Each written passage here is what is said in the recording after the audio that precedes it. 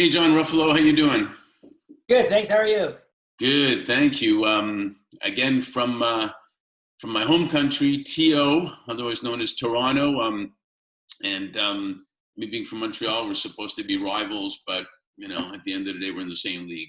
So, Exactly. quick question: share with us, if you can, in short form. Who's influenced your life? Who's been an influencer in your life? I'd say my biggest influencer also happens to be my mentor. He's a Canadian icon, less known in the United States, but is the perhaps the most well-known Canadian. His name is David Suzuki. Of course.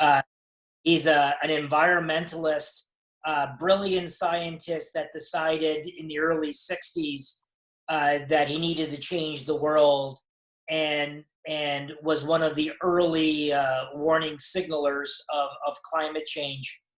And the reason why he's been my biggest influence, I could not have been trained in the opposite extreme of uh, finance and business, etc., and never really paying attention to it and thinking that I was. And we met serendipitously, almost came to blows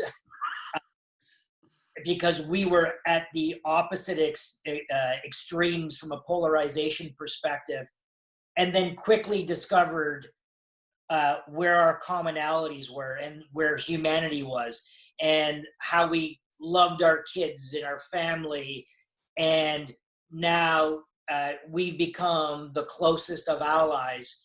And and uh, he makes sure that I keep my feet on the ground and making sure that to remind me what's most important in the world. That's great. I'm so glad you shared that because I remember growing up with watching and listening to David Suzuki. So thanks. Appreciate that.